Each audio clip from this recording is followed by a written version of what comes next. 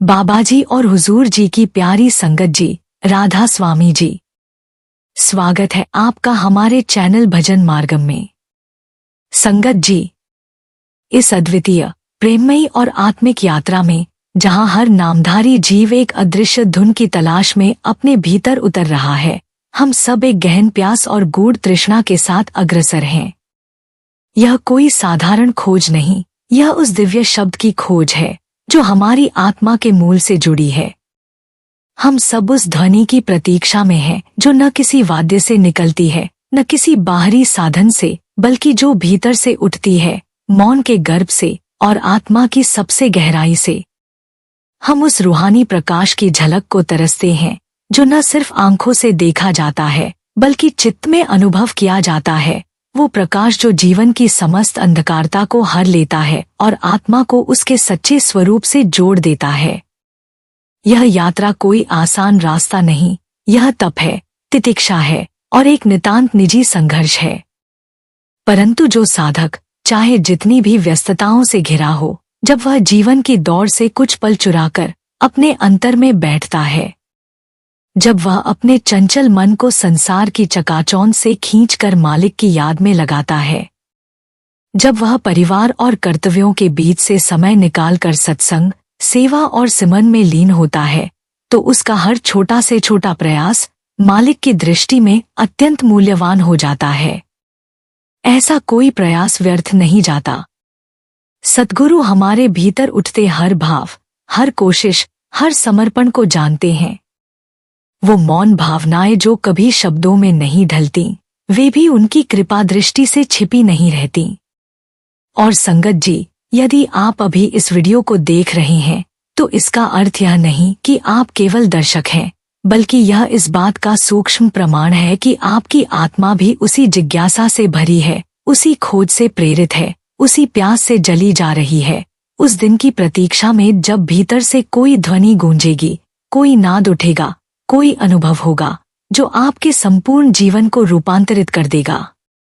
आज की चर्चा ऐसे ही एक अत्यंत महत्वपूर्ण और ज्वलंत प्रश्न पर केंद्रित है।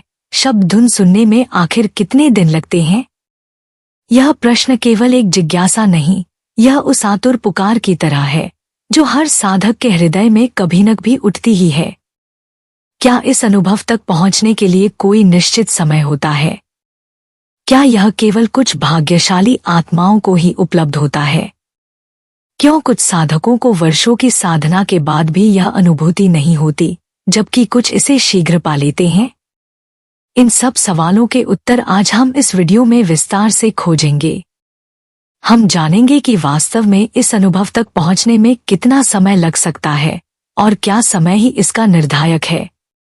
हम समझेंगे कि कौन से आंतरिक व बाहरी कारण इस अनुभव को शीघ्र या विलंबित करते हैं। क्या मन की गति, श्रद्धा की गहराई या सद्गुरु की कृपा इसमें भूमिका निभाते हैं? और सबसे महत्वपूर्ण, हम उस विशेष विधि, उस सूक्ष्म लेकिन प्रभावशाली अभ्यास को साझा करेंगे जो आपकी साधना को एक नई दिशा, एक नई ऊंचाई और एक जीवंत अनुभूति दे सकता है। संगत जी, आपसे करबद्ध प्रार्थना है, इस वीडियो को केवल जानकारी लेने के लिए न देखें, बल्कि आत्मा के साथ, एक गहन मौन श्रद्धा के साथ इसे पूरा अंत तक देखें। क्योंकि हो सकता है इसी वीडियो की कोई एक पंक्ति, कोई एक वाक्य, कोई एक दृष्टिकोण आपके भीतर बैठे उस मौन साधक को जगा दे जो वर्षों से बस उत्तर की प्रतीक्षा में है। हो सकता है यही क्षण वही मोड़ बन जाए जहां से आपकी साधना में एक नई ऊर्जा, एक नया प्रकाश उतरने लगे। क्योंकि संगत जी, जिसने एक बार भी उस धुन को सुन लिया, वह फिर इस संसार की किसी भी चीज में रस नहीं पाता। उसकी तलाश समाप्त हो जाती है और आत्मा सदा के लिए अपने मूल, अपने धाम, अपने मालिक की ओर लौटने लगती है। और जो न सुन सका, वह चाहे लाखों सेवाएं कर ले, अनगिनत सत्संगों में सम्मिलित हो जाए, लेकिन भीतर का अधूरापन उसे हर बार किसी सूक्ष्म शून्य की ओर खींचता रहेगा। तो आइए इस खोज में एक कदम और आगे बढ़ाते हैं, अपने भीतर उतरते हैं। और हाँ संगत जी, अगर आप हमारे चैनल भजन मार्गम पर नए हैं तो कृपया सब्सक्राइब जरूर करें ताकि बाबा जी की अमूल्य शिक्षाएं आपके जीवन में निरंतर पहुंचती रहें। संगत जी, आइए आज हम फिर से उस अमूल्य सत्य को गहराई से स्मरण करें। शब्द धुन क्या है? यह कोई कल्पना नहीं, कोई मानसिक भ्रांति या मन की उपज नहीं है। यह हमारी आत्मा की मूल ध्वनि है, वह नाद जो हमारी सच्ची पहचान है, जो इस समस्त सृष्टि का आधार है। यह वही ध्वनि है जो प्रभु की ओर से भेजा गया एक दिव्य आवाज का धागा है, जिसके माध्यम से आत्मा धीरे धीरे ऊपर खिंचती है, संसार की मोहमाया, चिंता और दुहक से परे अपने मूल स्रोत की ओर लौटती है। यह वही रचनात्मक शक्ति, क्रिएटिव पावर, है जो हमारे अंगंग में व्याप्त है, जो पूरी सृष्टि की रचना का आधार बनी और जो आज भी हर क्षण, हर अणु, हर आत्मा में बज रही है, बस हमें उसका एहसास नहीं है। यह धुन कोई सामान्य संगीत नहीं, बल्कि वह अनहद नाद है जिसे सुनते ही आत्मा के सारे दुहक, पुराने कर्म और भ्रम जलने लगते हैं। ये वही मार्ग है, वही सेतु है, जिससे होकर आत्मा अपने परमात्मा से एक हो सकती है। वह एकमात्र राह जिसकी चर्चा हर संत, हर महापुरुष, हर सद्गुरु ने की है। परंतु यह कोई ऐसी ध्वनि नहीं जिसे हम बाहर के कानों से सुन सकें, नहीं इसे हम सामान्य नेत्रों से देख सकते हैं। यह अनुभव केवल गुरु की निकटता, उनकी कृपा और निष्ठावान अभ्यास से ही संभव होता है। जब कोई आत्मा सच्ची प्यास लेकर नामदान लेती है, तो उसे गुरु की ओर से 5 शब्दों का एक अंतर्यामी मंत्र प्रदान किया जाता है। यह कोई साधारण मंत्र नहीं होता, यह आत्मा को उसके मूल शब्द से जोड़ने का बीज होता है। साधक से कहा जाता है कि वह दिन रात इसका सिमरन करे, ध्यान को आज्ञाचक्र पर टिकाए और जब जब समय मिले, विशेषकर प्रातःकाल और रात्रि को, भजन की बैठकों में भाग ले। क्योंकि यही वह समय और स्थिति होती है जब भीतर की धुन सुनने का द्वार धीरे धीरे खुलता है। भजन की विधि भी सद्गुरु स्वयं सिखाते हैं, कानों में उंगलियां डालकर, शरीर को स्थिर करके और भीतर की ओर ध्यान खींचकर बैठना होता है। यह कोई औपचारिकता नहीं, बल्कि आत्मा को भीतर के लोकों में यात्रा कराने की प्रक्रिया है। बाबाजी अक्सर कहते हैं कि धुन तो हर एक के भीतर बज रही है, हर आत्मा में, और मजे की बात यह है कि हम सभी ने जीवन में कभी न कभी इस ध्वनि को सुना भी है। पर क्योंकि हमें इसकी पहचान नहीं होती, हम उसे अन्य शारीरिक ध्वनियों में मिलाकर भूल जाते हैं। यही कारण है कि हम उस पर ध्यान नहीं दे पाते, उसे पकड़ नहीं पाते। अगर आपने कभी देर रात या तड़के सुबह गहरे सन्नाटे में अपने कानों में कोई हल्की सी ध्वनि, जैसे भनभनाहट, घंटी, सीटी या किसी शून्य जैसी कंपन महसूस की हो, तो जान लीजिए वह कोई भ्रम नहीं था। वह इस दिव्य शब्दधुन का प्रारंभिक रूप हो सकता है। जब साधक सच्चे अभ्यास के साथ आगे बढ़ता है, तो ये ध्वनियां अधिक स्पष्ट और विविध रूपों में प्रकट होने लगती हैं, जैसे घंटी की टंटनाहट, शंख की गूंज, वीणा की झंकार, बांसुरी की मधुरता। हर साधक की यात्रा में ये ध्वनियां अलग अलग होती हैं और धीरे धीरे ये आत्मा को ऊपर के लोकों तक ले जाती हैं। बाबाजी बार बार समझाते हैं कि सिमरन केवल हमारे भटकते मन को एकाग्र करने का माध्यम है। यह मन को मौन में लाता है, विचारों की भीड़ को थामता है, ताकि आत्मा भीतर उतर सके। परंतु भजन ही वह प्रक्रिया है जहाँ से असली यात्रा शुरू होती है। जैसे भोजन से पहले रसोई की तैयारी होती है, वैसे ही सिमरन सिर्फ तैयारी है। असली ऊर्जा, असली तृप्ति तो भजन की बैठकों में आती है। जब साधक पूरी श्रद्धा, प्रेम और धैर्य के साथ भजन करता है, तभी वह उस ध्वनि को सुनने लगता है और वही सुनना, वही धुन उसके पूरे जीवन को बदल देती है। संगत जी, शब्द धुन सिर्फ एक रहस्यमयी आवाज नहीं, यह आत्मा की घर वापसी की पुकार है। यह मालिक की वह बुलाहट है जो बिना बोले भी सुनाई देती है, और जो इसे सुन लेता है वह फिर कभी अकेला नहीं रहता। वह जान जाता है कि मालिक उसके साथ है, हर सांस में, हर धड़कन में। संगत जी, अक्सर साधकों के मन में यह प्रश्न उठता है, शब्दधुन सुनने में कितना समय लगता है? लेकिन सच्चाई यह है कि इसका कोई निश्चित समय तय नहीं है।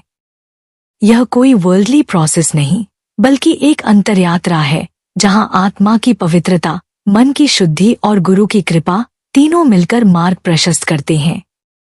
कोई साधक कुछ ही हफ्तों में धुन को सुन पाता है क्योंकि उसका मन शांत, अंतर्मुखी और गुरु चरणों में पूर्ण समर्पित होता है। वहीं कोई कोई वर्षों तक भी प्रतीक्षा करता है क्योंकि भीतर अभी भी अपेक्षाएं, संशय और सांसारिक मोह शेष रहते हैं। शब्द सुनना एक ऐसी अवस्था है जिसे समय नहीं बल्कि अंतर की तैयारी तय करती है। बाबा जी भी यही समझाते हैं कि सद्गुरु हमें बुलाते हैं, लेकिन हमारी सुरती जब तक उनके स्वर से मेल न खा ले तब तक भीतर की धुनें प्रकट नहीं होती। इसका कोई मैनुअल टाइम टेबल नहीं होता, कोई निश्चित दिन नहीं तय किया जा सकता कि इतने दिन में परिणाम मिलेगा। यह तो एक ऐसी राह है जहां केवल धैर्य, श्रद्धा और निरंतर अभ्यास ही मार्गदर्शक बनते हैं। जिस दिन साधक की सुरती एक क्षण के लिए भी बिल्कुल शांत होकर प्रेम से लयबद्ध हो जाती है, उस क्षण में प्रभु का नाद उसके भीतर प्रकट हो सकता है। लेकिन इसके लिए हर दिन एक समर्पण भरा अभ्यास चाहिए। यह एक तरह की तैयारी की अवस्था है। जैसे एक बीज को मिट्टी, जल, प्रकाश और समय सब कुछ मिलता है, तभी वह अंकुर बनता है, वैसे ही शब्द धुन भी तब सुनाई देती है जब आत्मा पूरी तरह तैयार होती है। इसलिए संगत जी, किसी और की सुनाई हुई धुन को देखकर अपने मन में आशंका न आने दें। सबकी यात्रा अलग है और सबके भीतर शब्द की गहराई में उतरने का समय भी अलग होता है। लेकिन विश्वास रखिए, अगर मन शांत हो जाए और प्रेम सच्चा हो तो यह रहस्यमयी ध्वनि एक दिन जरूर प्रकट होती है और वही दिन जीवन की सबसे सच्ची सुबह होती है। संगत जी, यह बात तो पक्की है कि मालिक ने हमें उस अनसुनी धुन की ओर खींचने का रास्ता दिया है। अगर हमारे भीतर कभी भी वो धुन बजती है, भले एक पल के लिए ही सही, तो समझ लीजिए परमात्मा ने अपनी ओर बुलावा भेज दिया है। अब यह हमारे ऊपर है कि हम उस पुकार को कितना सुनते हैं, समझते हैं और स्वीकार करते हैं। कुछ साधकों ने बताया है कि उन्होंने यह धुन बहुत जल्दी सुनी और यह कोई चमत्कार नहीं बल्कि उनकी भीतरी तैयारी और आत्मिक प्यास का परिणाम था। ऐसे साधक अपनी जीवन यात्रा में एक ऐसे मोड़ पर पहुंचते हैं जहां संसार की सभी बातें फीकी लगने लगती हैं और सिर्फ एक ही खिंचाव बाकी रह जाता है, उस मौन संगीत की ओर। एक दिन एक व्यक्ति जो हाल ही में नामदान ले चुका था, शब्द धुन के विषय में जानने की उत्कंठा लेकर एक पुराने सत्संगी के पास पहुंचा। उस समय भंडारे का आयोजन चल रहा था। उसने नम्रतापूर्वक पूछा, भाई साहब, मुझे नामदान लिए हुए 2 महीने हो चुके हैं। कृपया बताइए, मुझे शब्द धुन कितने दिनों में सुनाई देगी? वो सत्संगी मुस्कराया, उसकी आंखों में अनुभव की शांति थी। उसने कहा, मुझे नामदान लिए हुए अब 15 से 17 साल हो चुके हैं। मेरी उम्र अब 72 वर्ष है, लेकिन आज तक वो शब्द धुन मुझे सुनाई नहीं दी। थोड़ा रुककर वो गंभीरता से बोला, और अब तो मन में यही लगता है कि शायद इस जन्म में भी नहीं सुनाई देगी। इसलिए मैंने अब शब्द सुनने की आशा ही छोड़ दी है। बस सत्संग सुन लेता हूँ और जो समय मिलता है उसमें नाम का सुमिरन कर लेता हूँ। यही मेरी साधना है और यही संतोष है। वो व्यक्ति थोड़ा निराश हुआ, लेकिन फिर भी उम्मीद लेकर उसने वही प्रश्न दूसरे सत्संगियों से पूछा। किसी ने कहा, मुझे 8 साल हो गए हैं, लेकिन शब्द नहीं सुना। किसी ने कहा, मुझे 20 वर्ष हो गए, अभी तक अनुभव नहीं हुआ। सबका उत्तर लगभग एक सा था, हमें शब्द धुन नहीं सुनाई देती। अब वह अपने प्रश्न को लेकर एक अन्य व्यक्ति के पास पहुंचा। वही प्रश्न दोहराया, मुझे नामदान लिए 2 महीने हो गए हैं। क्या आप बता सकते हैं कि मुझे शब्द धुन कब सुनाई देगी? उस व्यक्ति ने मुस्कुराकर जवाब दिया, बहुत जल्द सुनाई देगी, बिल्कुल शीघ्र।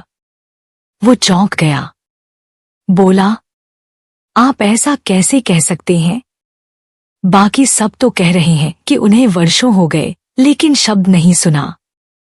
आप इतने निश्चिंत होकर कह रहे हैं कि मुझे जल्दी सुनाई देगी। उस व्यक्ति ने शांत भाव से कहा, हाँ, मैं पूरी सच्चाई के साथ कह रहा हूं, क्योंकि शब्द धुन सुनने में कोई बाधा नहीं है। यह शीघ्र सुनाई देती है, बस मन और श्रद्धा की बात है। उसने आगे कहा, जिन लोगों से आपने पूछा वो अपने अनुभव साझा कर रहे थे। अब मैं अपना अनुभव बताता हूं। मुझे भी नामदान के 3 महीने बाद ही शब्द सुनाई देने लगा था, और मुझे यह कभी कठिन नहीं लगा, क्योंकि गुरु ने जो कहा वो पूर्ण सत्य है। शब्द हमारे भीतर है, तो फिर वो सुनाई क्यों नहीं देगा? क्या गुरु झूठ बोलते हैं? नहीं। अगर उन्होंने कहा है कि शब्द भीतर है, तो वो भीतर ही होगा। अब जिन्हें नहीं सुनाई देता, वो खुद विचार करें कि उनके भीतर गुरु का कितना स्थान है। मेरे लिए तो गुरु ही सब कुछ हैं। मैंने उनके कहे पर विश्वास किया और अनुभव हुआ। उस व्यक्ति की आंखों में अब उत्सुकता थी। वह बोला, क्या आप बता सकते हैं कि ये शब्द धुन कैसी होती है?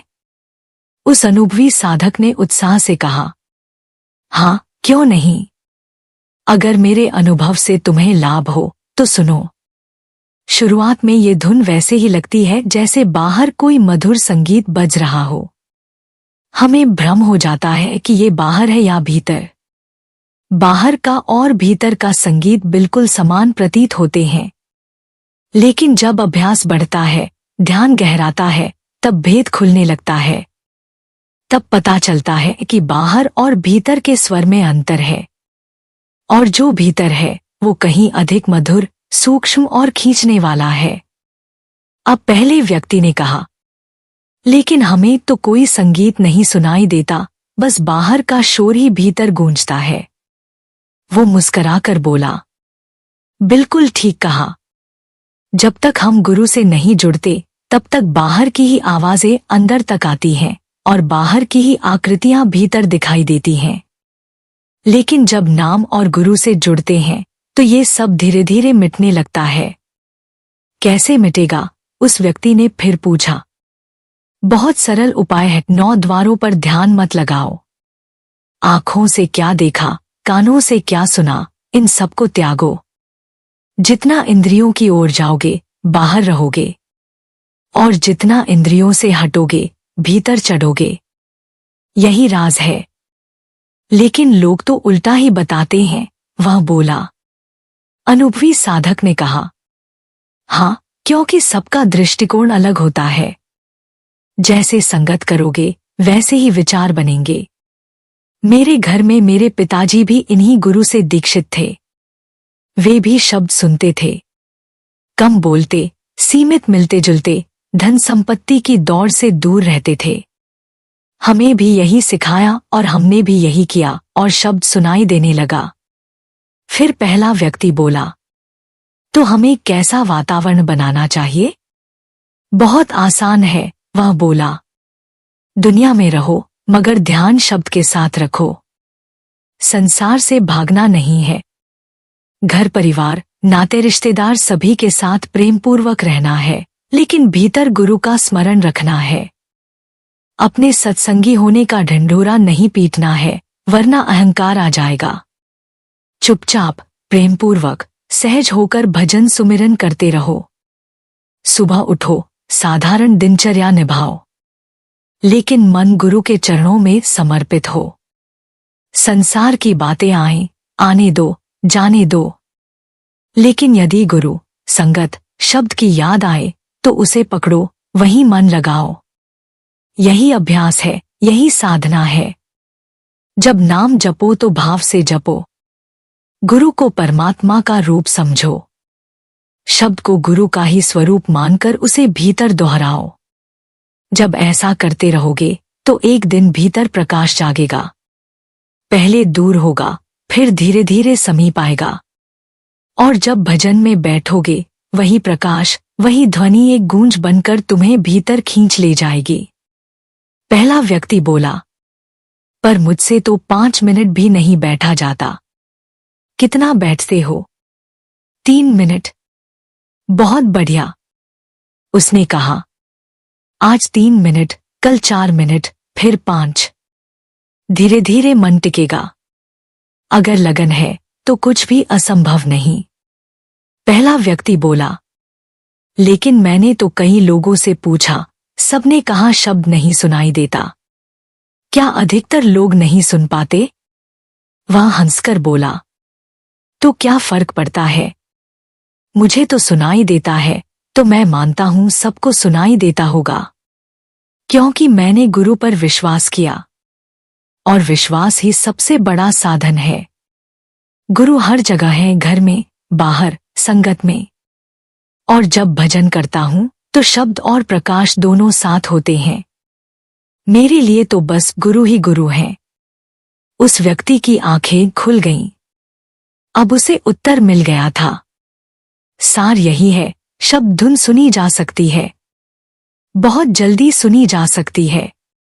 बस एक ही उपाय है, गुरु पर अडिग विश्वास और उनकी कही हर बात को जीवन में उतारना। वरना जो लोग कहते हैं 15 साल हो गए, 20 साल हो गए, वे शायद खाली हाथ ही लौटेंगे। चलिए संगत जी, समझते हैं वो 5 मुख्य कारण जिनकी वजह से किसी साधक को शब्दधुन जल्दी सुनाई देने लगती है। 1. पूर्ण समर्पण। जो गुरु के कही में चला, उसे देर नहीं लगी।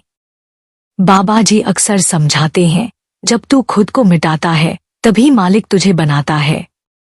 जो साधक अपने अहंकार, अपने विचार और अपनी मर्जी को छोड़कर सिर्फ गुरु की आज्ञा में चलना शुरू कर देता है, उसके लिए रास्ते अपने आप खुलने लगते हैं। ऐसे साधक की सुरती को जैसे कोई ऊपर से सहारा दे देता है और वो बहुत सहजता से उस धुन की ओर खिंचने लगता है। 2. नियमित और सजग भजन सुमिरन। क्वांटिटी नहीं, क्वालिटी। हर कोई सिमरन करता है, पर फर्क तब पड़ता है जब सिमरन दिमाग से नहीं, दिल से किया जाए। अगर हम सिर्फ गिनती पूरी करने के लिए सिमरन करें तो वो रस नहीं आता। पर जब एक एक शब्द को ध्यानपूर्वक, प्रेमपूर्वक और मालिक की उपस्थिति में जपा जाए, तब वो शब्द धुन में बदलने लगता है। संगत जी, सच्चा भजन वही है जो अंदर उतर जाए, और जब भीतर उतरता है तभी भीतर से वह धुन बाहर आने लगती है। 3. सेवा और सत्संग की निरंतरता। सेवा आत्मा को हल्का करती है, जैसे हम कोई भारी बोझ उतार दें। जब आत्मा हल्की होती है तो वह ऊपर उठने लगती है। और सत्संग, यह तो आत्मा का भोजन है। हर बार जब हम सत्संग में बैठते हैं, हम अपने भीतर के पर्दों को थोड़ा थोड़ा हटाते हैं। बाबा जी कहते हैं, हर सत्संग में कुछ ना कुछ अंदर उतर जाता है, और वही एक दिन शब्द की झलक बनकर बाहर आता है। 4. मन के विकारों की सफाई। मन जब तक गंदा रहेगा तब तक वो ध्वनि नहीं सुनाई देगी। जिस प्रकार एक गंदे शीशे में सूरज की किरणें नहीं दिखती, वैसे ही एक अशांत, विकारी मन में शब्द की झलक नहीं पड़ती। सच्चे साधक रोज अपने मन की सफाई करते हैं, गलत भावों को पकड़ते हैं, उन्हें समझते हैं और धीरे धीरे उनसे ऊपर उठते हैं। और जैसे जैसे मन साफ होता है, वैसे वैसे वह ध्वनि और स्पष्ट होती जाती है। 5. आत्मिक प्यास का तीव्र होना। जब भीतर से पुकार उठती है, यह सबसे बड़ा कारण है। जब किसी जीवात्मा के भीतर से तीव्र पुकार उठती है कि अब बहुत हुआ, अब मुझे अपने असली घर जाना है, अब मुझे इस माया के भ्रम से बाहर निकलना है, तब वो पुकार आकाश में गूंजती है। गुरु की कृपा ऐसे ही पुकार पर बरसती है। और जब आत्मा भीतर से जागती है, तब शब्दधुन उसे सुनाई देने लगती है, कभी धीरे से, कभी पूरी स्पष्टता से। संगत जी, यह 5 कारण कोई अलग अलग नियम नहीं, बल्कि एक ही यात्रा के 5 चरण हैं। इनमें से अगर एक भी ईमानदारी से साधक अपनाता है तो बाकी स्वतः जुड़ने लगते हैं। और एक दिन जब समय आएगा और जब गुरु कृपा पूर्ण होगी, तो वही मौन जो भीतर बज रहा था, वह स्पष्ट सुनाई देने लगेगा। संगत जी, अक्सर मन में यह सवाल उठता है कि जब हम भी सुमिरन कर रहे हैं, सत्संग में जाते हैं, तो फिर भी शब्दधुन हमें क्यों नहीं सुनाई देती? असल में इसके पीछे कुछ गहरे कारण होते हैं, जो हमारी आत्मिक यात्रा में अनजाने में ही रुकावट बन जाते हैं। सबसे पहली रुकावट होती है दिखावे की साधना। जब साधना केवल बाहरी रूप तक सीमित हो जाए, जब हम सच्चे भाव की जगह केवल रस्म अदायगी करें तो भीतर की पुकार दब जाती है। भले ही हम दूसरों को दिखाने के लिए ध्यान में बैठे हों, लेकिन यदि वह बैठना मन से नहीं केवल शरीर से हो तो वह सुरती को ऊपर नहीं ले जा सकता। दूसरा कारण है अनियमित भजन और मन का भटकाव। जब मन में स्थिरता नहीं होती और हमारा अभ्यास कभी कभी का हो जाए तो चेतना की एकाग्रता टूट जाती है। जैसे कोई कुआं गहराई तक खोदने की बजाय बार बार जगह बदलता रहे तो पानी कभी नहीं निकलता, वैसे ही सुरती भी लक्ष्य तक नहीं पहुंच पाती अगर साधना में निरंतरता ना हो। तीसरी रुकावट आती है जल्दी फल की अपेक्षा से। कई बार हम यह सोच बैठते हैं कि कुछ दिन भजन कर लेने से ही हमें शब्द सुनाई देना चाहिए, लेकिन जब ऐसा नहीं होता तो निराशा, हताशा और अधीरता हमें घेर लेती है। कुछ नहीं हो रहा, शायद ये रास्ता मेरे लिए नहीं, ऐसी भावनाएं साधक को भीतर से तोड़ देती हैं, जबकि असली सफर तो अभी शुरू ही हुआ होता है। संगत जी, फल की इच्छा ही सबसे बड़ी बाधा बन जाती है, क्योंकि जब हम ध्यान फल के लिए करते हैं तो ध्यान का भाव ही बदल जाता है। चौथा कारण होता है सेवा, विनम्रता और संग का अभाव। सेवा केवल कर्म नहीं, वह आत्मा को झुकाने की विधि है। जब हम संगत से अलग हो जाते हैं या सेवा को महत्व नहीं देते तो धीरे धीरे हमारा मन फिर से दुनियावी विचारों से भर जाता है। सेवा, सत्संग और विनम्रता ये तीनों आत्मा को उस धरातल पर लाते हैं जहां शब्दधुन की गूंज सुनाई दे सकती है। और अंतिम पर सबसे गहरा कारण है अहंकार। मैं ही कर रहा हूं, मेरे ध्यान से कुछ होगा। जब ये विचार भीतर पनपते हैं तो हम मालिक को पीछे कर देते हैं और खुद को आगे। लेकिन शब्द केवल वहीं सुनाई देता है जहां मैं मिटता है, जहां साधक एकदम विनम्र होकर केवल इतना कहता है, हे प्रभु, मैं कुछ नहीं, सब कुछ तू ही है। इसलिए संगत जी, यदि अब तक शब्द की गूंज सुनाई नहीं दी तो निराश मत होइए। यह समय है आत्मनिरीक्षण का।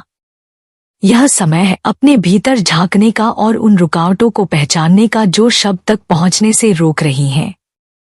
क्योंकि जब यह बाधाएं हट जाएंगी और समर्पण सच्चा होगा, तब शब्द स्वयं आकर आत्मा को बुलाएगा। संगत जी, शब्द सुनने की तैयारी कोई एक दिन का काम नहीं, बल्कि यह एक सुंदर, गहरी और निरंतर साधना है। एक ऐसी प्रक्रिया जिसमें हमारा मन, हृदय और आत्मा सब शामिल होते हैं। यह केवल कानों से सुनने की बात नहीं, यह उस भीतरी चेतना को तैयार करने की बात है जहां आत्मा खुद उस अनहद ध्वनि को पहचान सके, उसे जी सके और उसमें रम सके। आइए हम समझें कि कुछ व्यावहारिक बातें क्या हैं जो इस तैयारी में हमारी मदद कर सकती हैं। अमृतवेला में अभ्यास करें। सुबह का ब्रह्मा मुहूर्त आत्मा के उठने का समय है। जब सारा संसार सो रहा होता है, वह एक ऐसा क्षण होता है जब परम शांति हर दिशा में व्याप्त होती है। उस समय ध्यान करने से मन स्वाभाविक रूप से शांत होता है और सुरत ऊपर उठने लगती है। यह समय आत्मा को मालिक से जोड़ने का सबसे पवित्र माध्यम है। बाबा जी भी बार बार कहते हैं, जो सच्चा साधक है वह अमृतवेला नहीं छोड़ता। अगर शब्द सुनने की तड़प है तो सुबह की शुरुआत ही नाम से करें। भीतर की सफाई करें, मन को देखें, संयम रखें। शब्द एक पवित्र धुन है, वह मन की गंदगी में नहीं गूंज सकती। इसलिए हमें अपने भीतर झांकना होगा। मन में बैठे काम, क्रोध, लोभ, मोह और अहंकार के अंश जब तक साफ नहीं होते, तब तक वह दिव्य नाद नहीं झलकता। संयम का अर्थ केवल इंद्रियों की रोकथाम नहीं, बल्कि विचारों को भी देखना, समझना और उन्हें ऊपर उठाना है। मन को जानना ही आधा काम है, और जब मन शांत होता है तो आत्मा सुनना शुरू करती है। गुरु की आज्ञा में प्रेमपूर्वक चलना। जो आत्मा गुरु की आज्ञा में प्रेम से चलती है, उसे किसी और मार्गदर्शन की आवश्यकता नहीं होती। वह आज्ञा ही उसकी दिशा बन जाती है। प्रेम से किया गया पालन एक अदृश्य शक्ति बन जाता है जो साधक को उस आंतरिक ध्वनि तक पहुंचा देता है। गुरु के वचन पर विश्वास रखना, चाहे परिस्थितियां कुछ भी कहें, यही असली समर्पण है।